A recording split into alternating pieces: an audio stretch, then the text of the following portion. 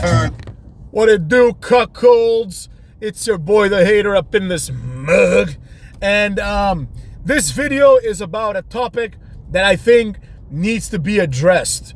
There is something wrong with wrestling that pretty much nobody's talking about. There's something wrong with the presentation of wrestling in and of itself that nobody is quite hitting, right on the head, right?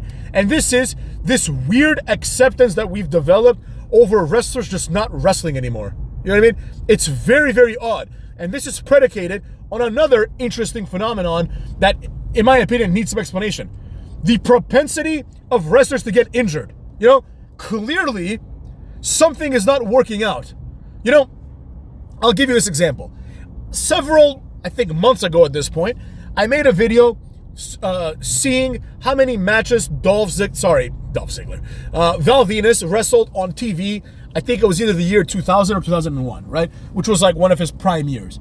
So in that, and then I counted and it was like 97 or something ridiculous. Because he wrestled every SmackDown, every Raw, pay-per-views, sometimes on Heat, Like he was just like every week he was wrestling, this motherfucker, right? And then I compared that to last year, Gunther, Seth Rollins, and Cucky, right?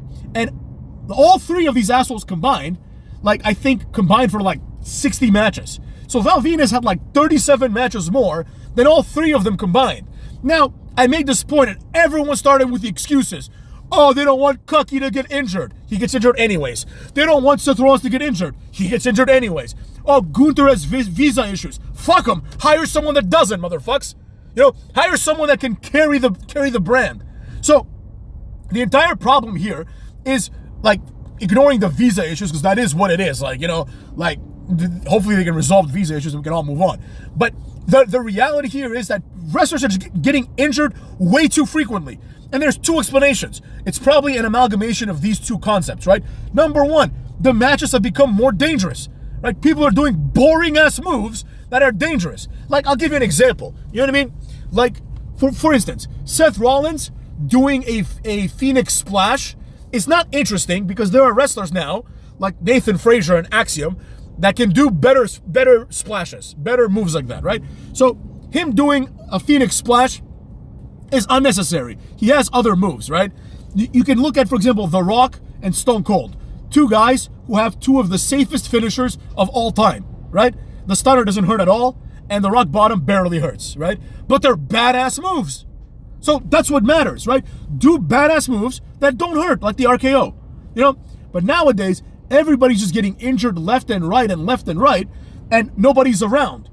People are gone for months. Like Rhea Ripley just gets injured for no reason and is gone for months, right? And now we have to find something else to fit in there, And as a result, to protect these people, right? Because they're frail. That's another thing too. Let's not get it twisted, motherfucks. Remember when Seth Rollins, when all this shit began, Seth Rollins did essentially a buckle bomb to Finn Balor, on the barricade, and he broke Finn Balor's back or some shit, right? It's what the fuck? Why are you so frail? You know what I mean? It's like a regular ass move. Mick Foley was getting thrown off the fucking Hell in a Cell, and he was climbing up after, And Mick Foley wasn't this athletic specimen. He was just a tough motherfucker. You know what I mean? And maybe this has to do with changing standards. Maybe nowadays it's oh, we don't have this anymore because we know a lot about concussions and all this other shit, right? But that's neither here nor there. The point still stands. The idea is that we have this frail ass wrestlers, right? So when the time comes for Cucky Rhodes to put forward the notion of oh, I'm the WWE champion, so I gotta put this belt over. I have to actually do something with it, right? The idea is Cucky cannot wrestle on the Friday night before the pay-per-view, and fans have accepted this as normal because, well, what if he gets injured? Then he drops the title, motherfucks. Then he drops the title. If Cucky Rhodes wrestles on SmackDown against Tama Tonga, right, and in beating Tama Tonga, he gets injured to the point where he can't perform the next night, then he drops the title, and now it's Solo Sikoa versus, I don't fucking know, versus the returning Roman Reigns for the world title. That's what happens. You don't just get to protect yourself by not wrestling, right? The same thing in the UFC.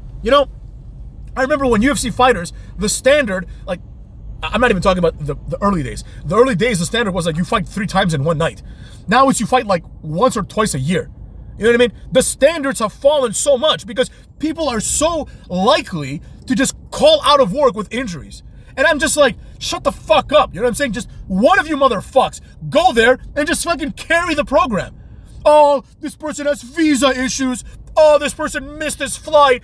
Oh, this guy got injured. Well, this guy wrestled 3 times. You should only wrestle 2. Like, everyone's a fucking pussy, and that's why there's no actual stars. You can't make a star the way they're trying to make Cody Rhodes into a star. You just can't. You can never make... Cody Rhodes will never be mainstream like The Rock or Roman Reigns. Well, definitely The Rock. Roman Reigns, arguably, right? John Cena, of course, everybody knows John Cena, right? Mainstream stars are made because they do mainstream shit. Like, go on TV and perform their craft on a weekly basis. You know, this like, basically this level of acceptance that, you know, we've just tolerated the fact that wrestlers don't wrestle anymore is unacceptable. We can't keep doing this.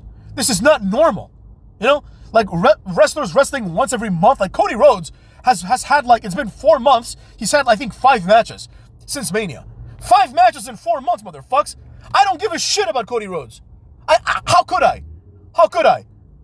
What, he's going to have another 10 matches and he's going to lose. Big deal, right?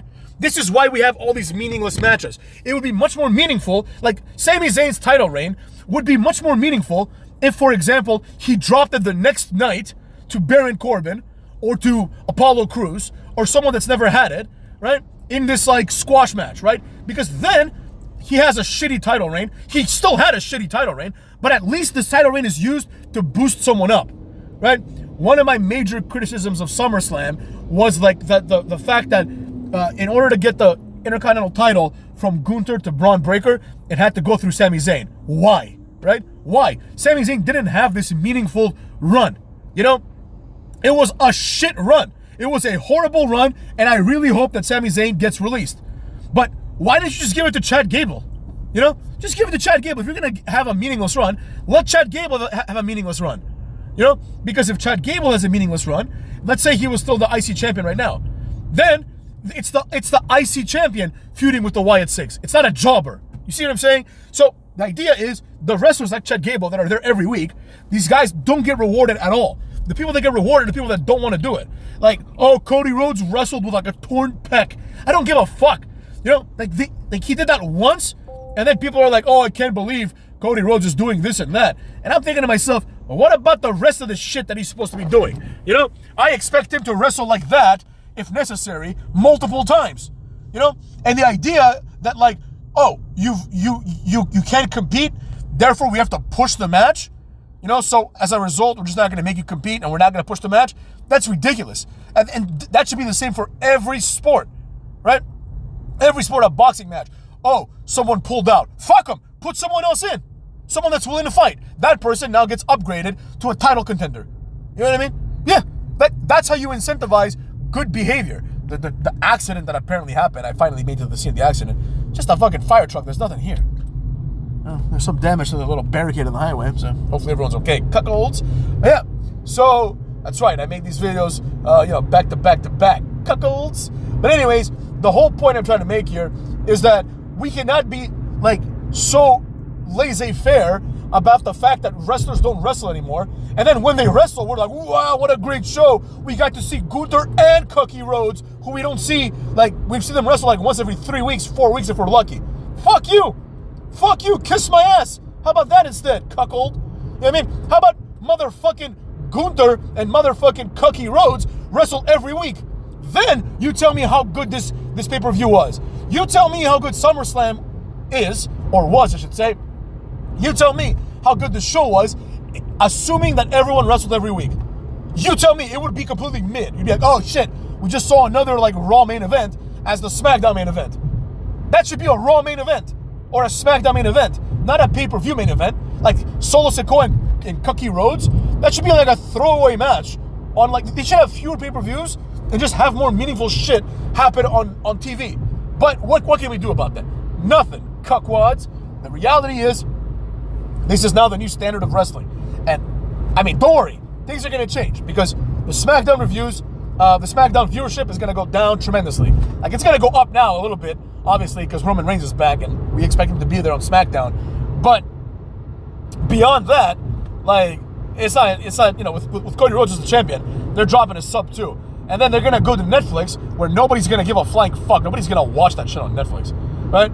Like Netflix, it's a good deal because like you're going to get subscribers out of it, but it's for WWE, it's a necessary deal, right? They have to do it because nobody's going to pay them anymore for Raw because the ratings keep falling every year. You know what I mean? Like there was a point where like Raw drew 8 million people and now the networks, the USA Network is like, yeah, that's not a thing anymore. So like now we're going to pay you far less for the rights to Raw. And then they're like, oh, let's go to Netflix where there's no ratings, right? But guess what, motherfuckers? Netflix knows the ratings. Netflix knows the ratings well. They ain't going to know how many people tune into Raw. And it's not going to be like, it's going to be a few million, in the beginning because the first episode on Netflix is going to be amazing, right? Because they're going to have The Rock, Cena, they're going to have everybody. But after that, what happens, cuckolds? Point is, wrestling needs a facelift, and this ain't it, cuckolds.